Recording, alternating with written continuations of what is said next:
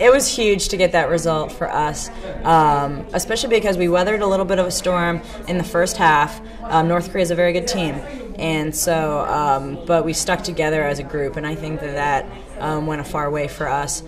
We stuck together, especially defensively.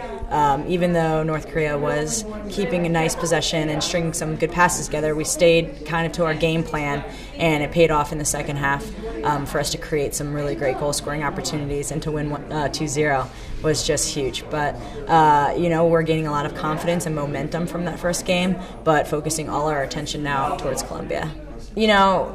All the teams here are, incredible teams, and everybody's progressing. The sport of women's soccer is just getting stronger and stronger.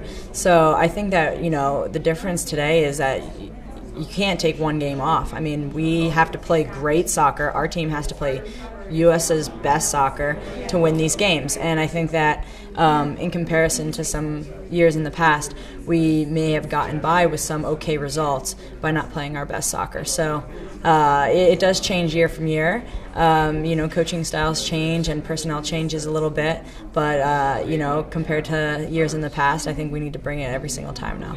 It's especially cool for me because I can remember watching the national team too when I was 12 years old. Actually, when I was 14, I watched the 1999 World Cup that was in the U.S. And I remember seeing those women and being so awestruck, and they're such huge stars. And then only a couple years later, I actually got to play with some of my idols like Mia Hamm and Brandi Chastain, and I had the same reaction. I was like, these are real people, these are real women, and they were so good to me, and sort of took me under their wing, and were so welcoming to me to the national team. So I want to be that same way to these young girls. I want to be, not only their star, but I want them to see that I'm a good role model as well.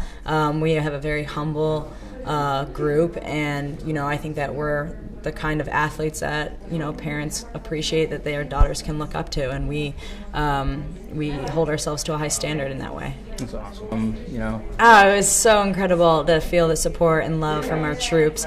We have a lot of support and love for them as well, and we thank them from the bottom of our hearts for what they're doing for us all over the world. But it's tough to wake up after a tough first game like that, and we might have been a little bit tired, and then just to see so much support at the practice field was just so overwhelming, and it just gave us so much more energy for our training session. So we loved it. Thank you all who came out. July 2nd. It does. I think it fires us up knowing that people are back home watching on television, but especially when we see people in the stands with the American flags, young, old, whatever. They're here to support us, and it's a very unifying feeling.